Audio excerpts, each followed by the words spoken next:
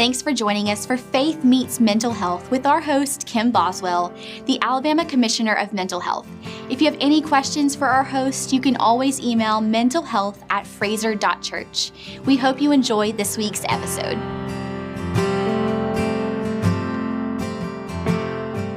Welcome to Faith Meets Mental Health, a ministry of Fraser Church.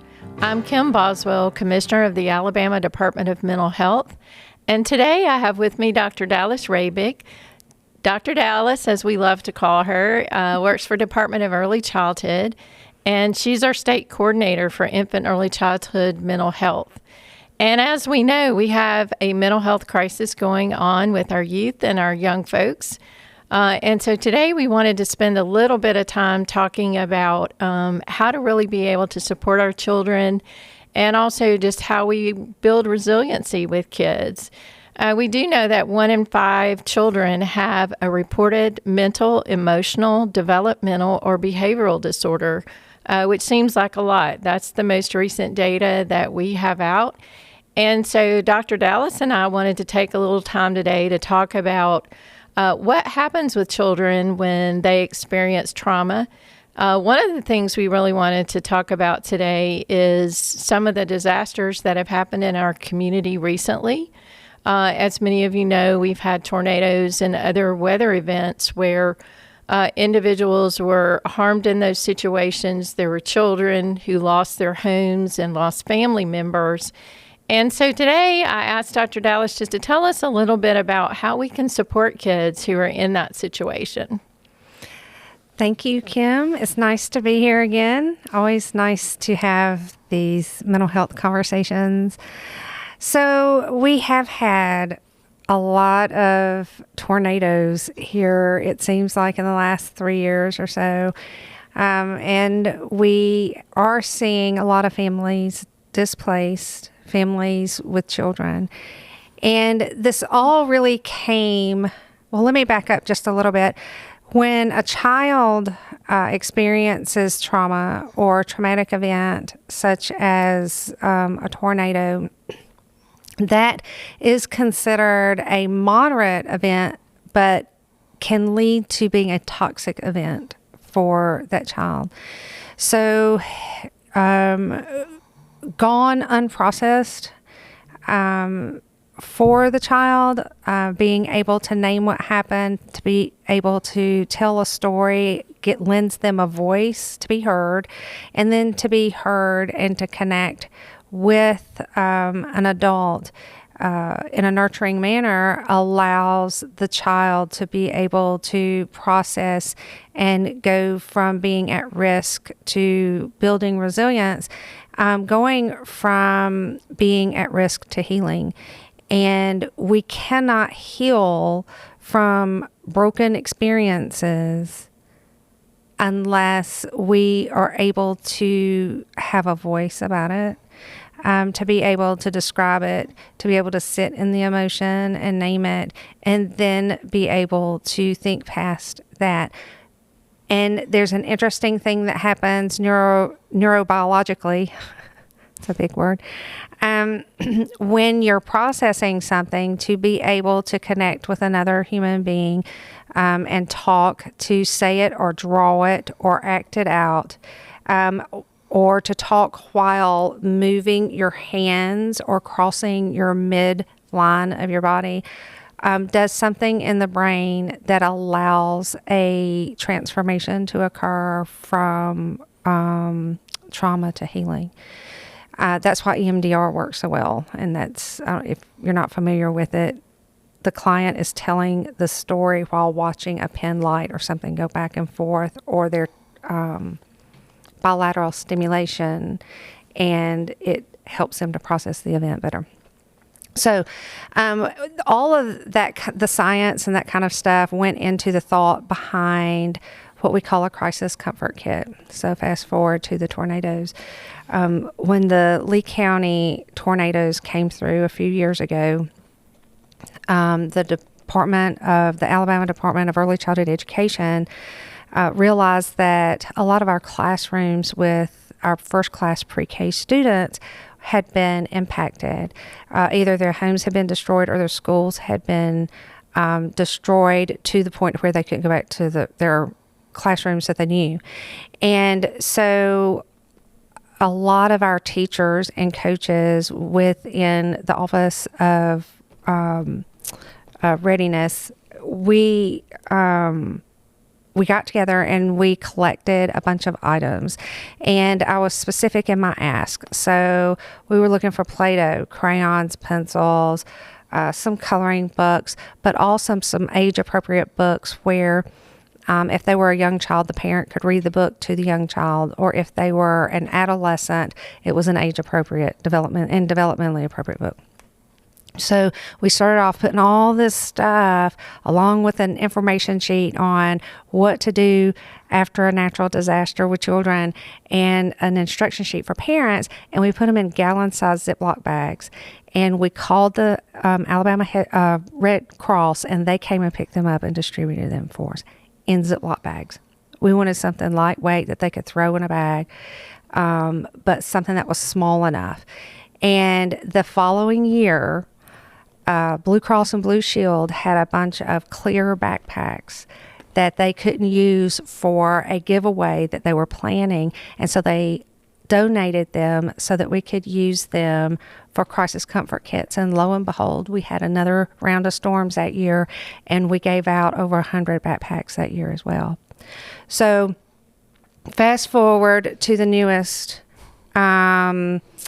evolution of, or the newest edition of the crisis comfort kit. So would you like for me, do we have time to kind of go through, or what would you like to do? Yeah, I think we do. I think it's probably really important for people to kind of connect to, you know, the neurobiology that you described and the brain science, to how that actually helps a child process what they've gone through.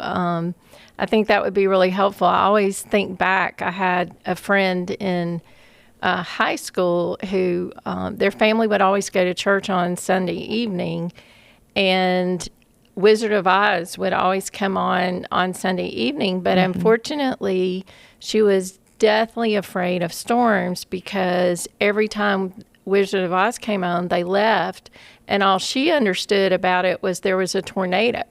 Oh, wow. And she spent her whole life being really afraid of storms until she realized, you know, she never got to see the rest of the story or to process that that wasn't the end, and she didn't know what happened to Dorothy. And so it's fascinating how something even that simple, a child seeing something on television, can kind of get stuck in their brain, and nobody realizes that's why this child is so afraid of storms, is because she's got this picture that she's not been able to process. And so I think it's really important to help folks understand kind of what that looks like for kids. Yeah, exactly. Because we don't think about that. We don't remember a lot of that sometimes. Or maybe we didn't have a traumatic experience as a kid. Right.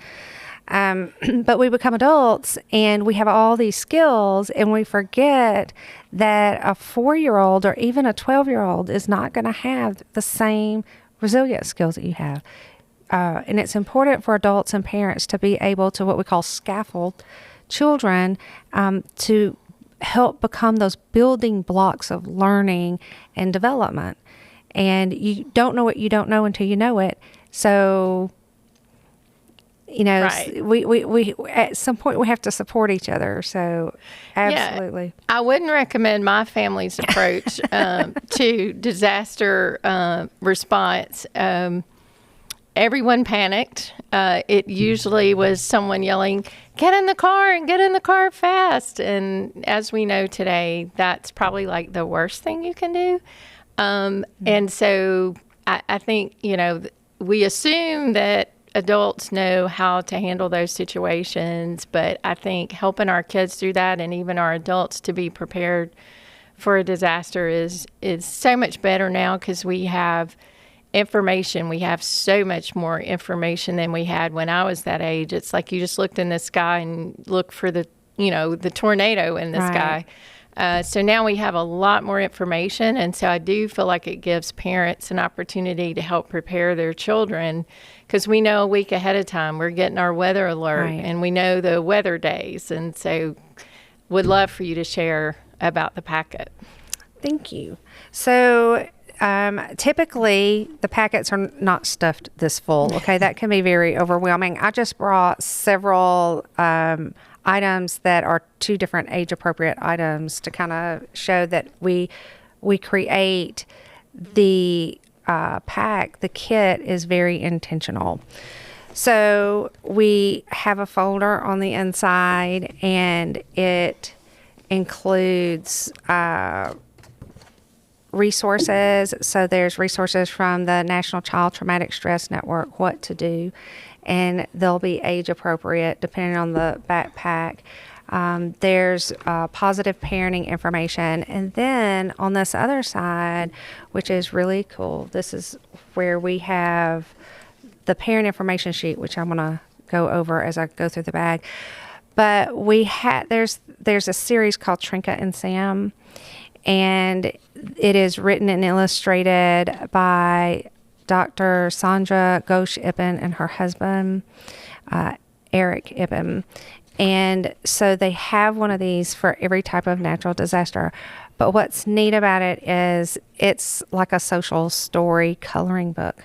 And so as you're reading through the story, you can stop anytime the child wants to stop and color.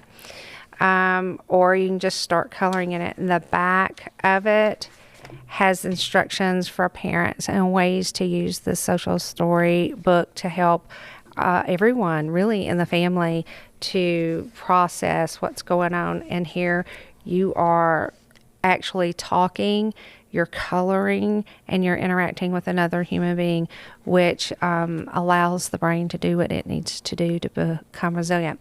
So we have a paper in here that is all about your crisis comfort kit. And I just want to read this really quick that we stick in here. And it's Building Healthy Brains. So reading with your child offers many benefits. It builds language skills and provides opportunity for your child to learn to read. Even more importantly, reading to your child may reduce anxiety, stimulate brain growth, and may reduce the risk for mental illness.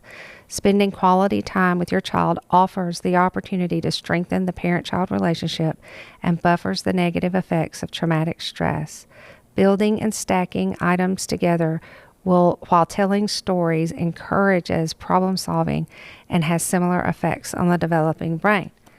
So in the spirit of building and stacking, we either have the large Duplo blocks or we have the smaller ones, which it's just usually 3 or 4. We don't put a whole bag in there. And then we either have a pinwheel or blowing bubbles. And we have instructions on how the parent can help the child focus on the breath. Breathing in through the nose and out through the mouth. There's age-appropriate books for the parent to read with the child. Crayons, figures in here where if the child needs to tell their story by acting it out with figurines. And for babies, for texture, we often get a something for feel in here for a rattle, and that helps with them. And then we also have stress balls in both a child-size hand and an adult-size hand. And of course, again, instructions on the parent information sheet. That is really amazing. Lots of things that I think most kids will certainly catch the attention and the eye of a child who has gone through that, and really just helping us as adults learn to, build resilience in children is something that is just a skill that we all need, whether it's our grandkids or our next door neighbor that's going through something, somebody who's lost a family member. And so thanks, Dr. Dallas. That was so helpful. Thank you so much. Oh, I enjoyed being here. Thank you. Thank you. Thanks again for listening, and don't forget, if you have any questions that you would like to be discussed on an upcoming episode, you can always email mentalhealth@fraser.church. Also, you can view video of our episodes on fraser.church/videos or on youtube.com/fraserchurch. And if you haven't already, be sure to subscribe wherever you get your podcasts.